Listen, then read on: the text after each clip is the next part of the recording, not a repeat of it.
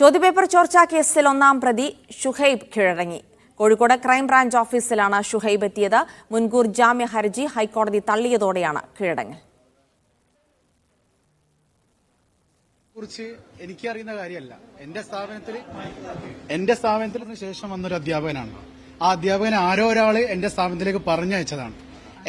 അതൊരു വൻകിട പ്ലാറ്റ്ഫോമാണ്. ആ പ്ലാറ്റ്ഫോം എന്താണെന്ന് എനിക്കറിയാം.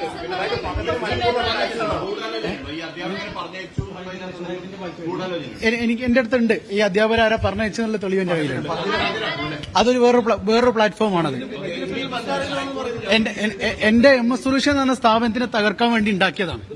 അതെ, അത് വലിയൊരു പ്ലാറ്റ്ഫോമാണ്. പേര് ഞാൻ പറയൂല. ആ സ്ഥാപനം ഒരു എന്റെ നാട്ടിലൊരു നേതാവിന് 5 ലക്ഷം രൂപ ഓഫർ ചെയ്തിട്ടുണ്ട്. ആ സ്ഥാപനം 5 ലക്ഷം രൂപ. ഷബീർ ഉമറുണ്ട് കോഴിക്കോട് നിന്ന് വിവരങ്ങൾ നൽകാനായി. ഷബീർ, ഷുഹൈബ് ഒളിവിൽ പോയിട്ട് നാളുകൾ കഴിഞ്ഞിരിക്കുന്നു. ഇപ്പോൾ ജാമ്യ ഹർജി കൂടെ തള്ളി. മാത്രമല്ല, കേസിൽ കൂടുതൽ തുടർ നടപടികൾ എടുക്കുമ്പോൾ കീഴടങ്ങുകയല്ലാതെ മറ്റ് വഴികളില്ല ഷുഹൈബിന് മുന്നിൽ. മറ്റ് ആരോപണങ്ങൾ കൂടി അദ്ദേഹം ഉന്നയിക്കുന്നുണ്ടല്ലോ ഈ ഘട്ടത്തിൽ. എന്തൊക്കെയാണത്? ജിൽസി, നേരത്തെ തന്നെ ഷുഹൈബ് പറയുന്ന ചില ആരോപണങ്ങൾ ആവർത്തിക്കുകയാണ് ഇപ്പോൾ ഈ കീഴടങ്ങുന്ന ഘട്ടത്തിലും ഷുഹൈബ് നടത്തുന്നത്. അതായത് തന്റെ സ്ഥാപനം തകർക്കാൻ, അതായത് MS സൊല്യൂഷൻസ് എന്ന സ്ഥാപനം തകർക്കാനുള്ള ഗൂഢാലോചനയാണ് ഈ ചോദ്യപേപ്പർ ചോർച്ച കേസിന് പിന്നിലുള്ളതെന്നാണ് ഷുഹൈബ് ആവർത്തിക്കുന്നത്. പ്രത്യേകിച്ച് കഴിഞ്ഞ ദിവസമാണ് ഈ സ്ഥാപനത്തിലെ അധ്യാപകനായ ഫഹദ്, ഒപ്പം തന്നെ മലപ്പുറത്തെ ഒരു എയ്ഡഡ് സ്കൂളിലെ പിയൂണും ചേർന്നാണ് ഈ ചോദ്യപേപ്പർ ചോർത്തിയതെന്ന് ക്രൈംബ്രാഞ്ച് കണ്ടെത്തിയത്. ക്രൈംബ്രാഞ്ച് അതിന്റെ അടിസ്ഥാനത്തിൽ മലപ്പുറത്തെ എയ്ഡഡ് സ്കൂളിലെ പിയൂണിനെ അറസ്റ്റ് ചെയ്യുകയും ചെയ്തിരുന്നു.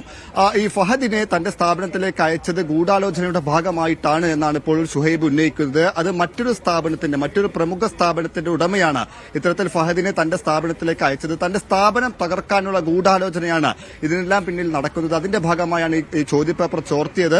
അത് ആ നിലയ്ക്ക് തന്നെ യൂട്യൂബ് ചാനലിൽ സംപ്രേഷണം ചെയ്തതെന്നടക്കമുള്ള വാദമാണ് ഇപ്പോൾ MS സൊല്യൂഷൻസിന്റെ CEO ആയിട്ടുള്ള ഷുഹൈബ് ഉന്നയിക്കുന്നത്.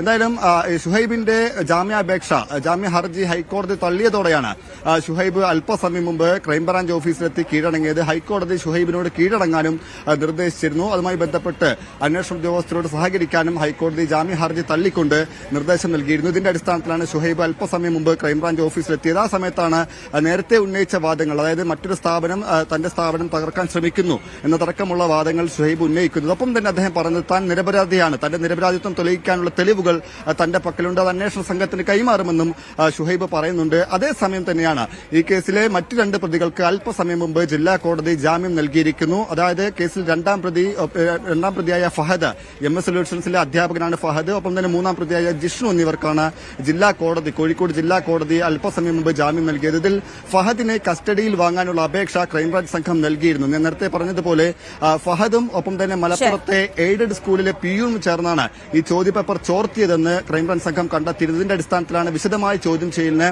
ഫഹദിനായി ഒരു കസ്റ്റഡി അപേക്ഷ ക്രൈംബ്രാഞ്ച് നൽകിയത്. ഇതേ സമയം തന്നെയാണ് ഇരുവർക്കും ജാമ്യം നൽകുകയും ചെയ്തിരിക്കുന്നത്. ജിൽസി, ശരി. ചോദ്യപേപ്പർ ചോർച്ചാ കേസിൽ ഷുഹൈബ് കീഴടങ്ങിയിരിക്കുന്നു.